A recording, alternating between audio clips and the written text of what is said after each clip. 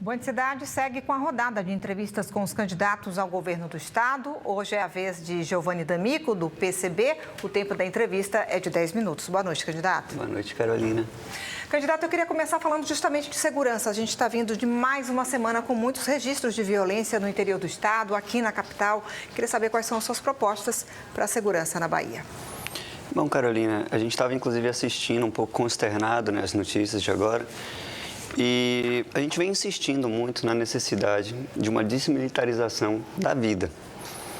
O cotidiano da Bahia, ao longo dos nossos últimos 30 anos, vem sendo de um acirramento das relações cotidianas.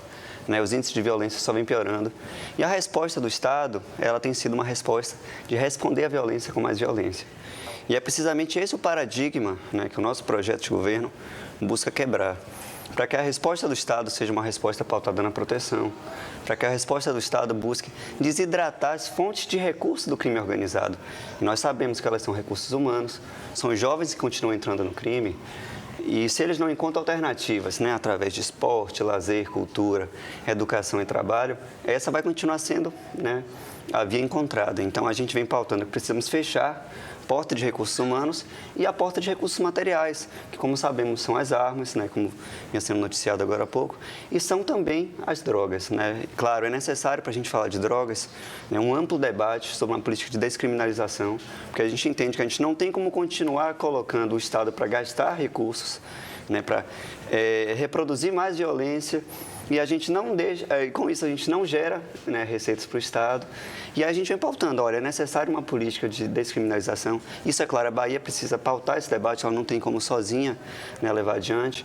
Mas a ideia é desmilitarização da vida, de maneira que o Estado assuma um papel de proteção, um papel de investigação na origem dos problemas, porque sabemos que os problemas enfrentados, eles não nascem na periferia.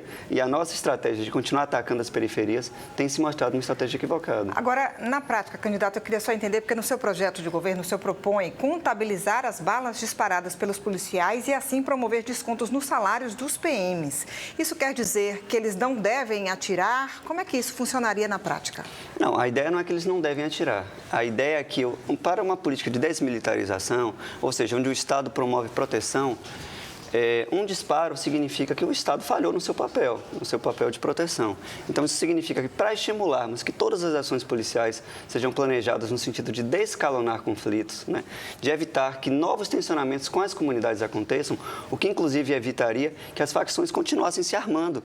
É isso que eu ia perguntar, porque como é que o policial vai evitar de atirar se ele está de frente a bandidos extremamente armados? Não, mas veja, uma situação onde o policial se depare com o uso legítimo da força, ele não vai ter problema nenhum de fazer uso e, no momento posterior, fazer um relatório. Esse relatório vai ser avaliado. Veja, uma das nossas propostas é que a gente tenha instrumentos de avaliação permanente da atividade policial. Então, junto com a sociedade civil, junto com jornalistas, com observatórios internacionais, a universidade. Então, claro, numa situação de uso legítimo, na medida adequada, essa é uma situação que certamente não vai gerar problema. Agora, em toda situação onde o Estado, ele próprio está gerando mais violência, essas sim vão ser as situações onde a gente pretende evitar que aconteçam. Agora, e como seria o combate ao tráfico de drogas, que é o grande problema no enfrentamento da violência? É isso, o nosso primeiro foco, e a gente precisa entender uma coisa, o tráfico de drogas, ele continua crescendo, o poder do crime organizado continua crescendo.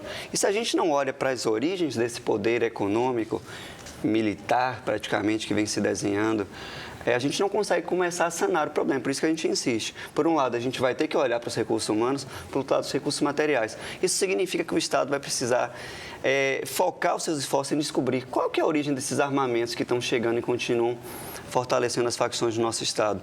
Ao mesmo tempo, a gente vai precisar ter políticas que tratem os direitos humanos como uma necessidade fundamental, porque, vejam, a cada vez que o Estado é omisso na garantia de direitos humanos, as facções se tornam elas próprias garantidoras de acesso a coisas muito simples, como um shampoo, como um sabonete, proteção dentro dos presídios, medicamentos para as famílias. Então, o Estado omisso acaba por fortalecer o papel das facções. Então, a gente pretende desidratar o poder das facções e, com isso, a gente começa a mexer na origem do problema. E aí estaremos falando de segurança pública. Candidato, você é professor, Sim. E dentro do seu projeto de governo tem um outro ponto que eu gostaria que o senhor esclarecesse aqui, porque o senhor propõe reduzir o número de alunos em salas de aula, no máximo 25 alunos por turma, mas dentro desse cenário, seria preciso construir novas escolas e também contratar novos professores. Como é que isso funcionaria na prática dentro dos recursos que o Estado tem?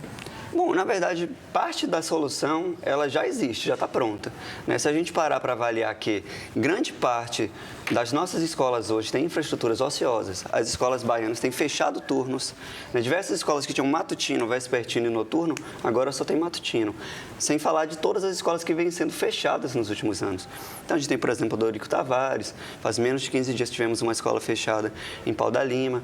Então, tanto Salvador quanto o interior do estado tem infraestruturas ociosas. E veja, se a gente pega uma turma hiperlotada com 50 alunos, a divide em duas e reabre o turno da tarde, a gente está realocando os nossos alunos, usando recursos que já temos e, ao mesmo tempo, isso tem um potencial de implementar na nossa educação um novo paradigma, onde os professores terão condições de conhecer seus alunos, conhecer suas demandas, suas dificuldades.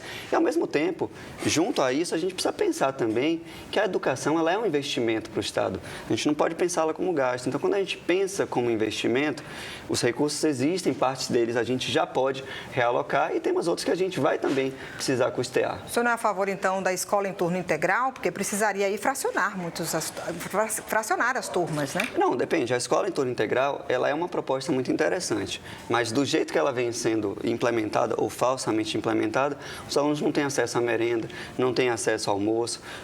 Sem falar nos problemas de infraestrutura, né? Escolas que o turno deveria ir até às 17 horas, mas o transporte se encerra às 16. É o caso da escola onde eu leciono, por exemplo.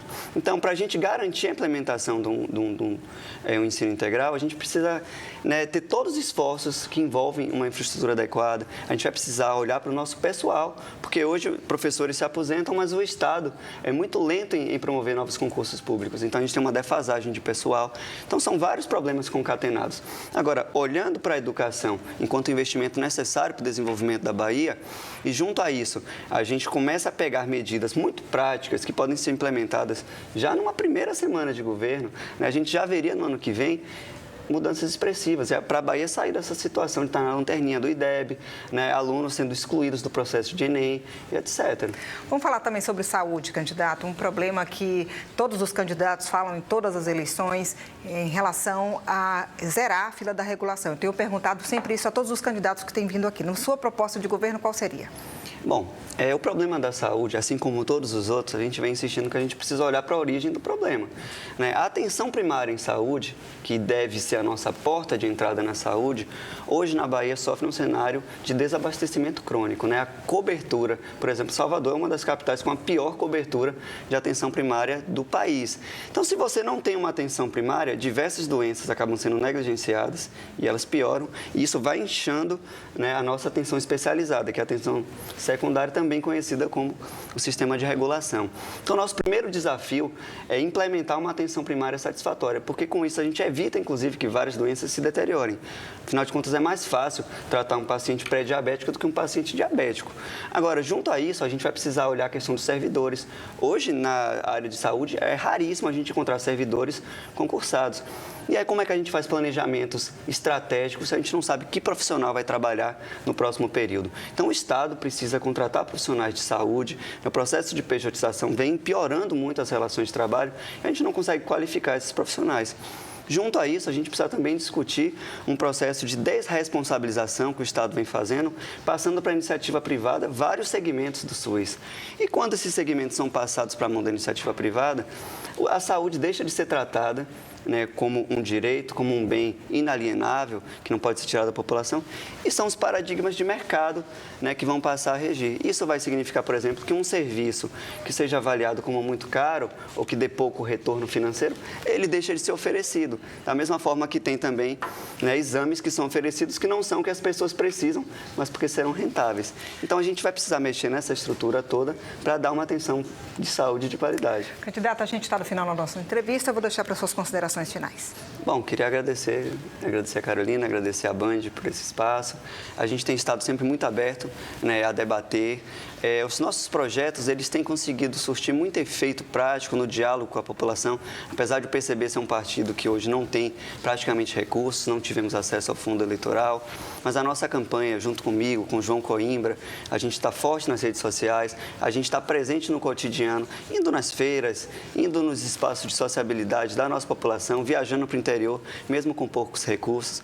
Então, a gente deixa um convite para que continuem acompanhando, para que conheçam nossas redes, para que conheçam a nossa chapa para a presidência da República, com a Sofia Manzano. Então, o PCB tem um projeto enraizado na nossa população e agradecemos, deixando esse convite, um forte abraço. Obrigada, viu, candidato? Na segunda-feira, seguindo a ordem estabelecida por sorteio, o entrevistado será Marcelo Millet, do PCO.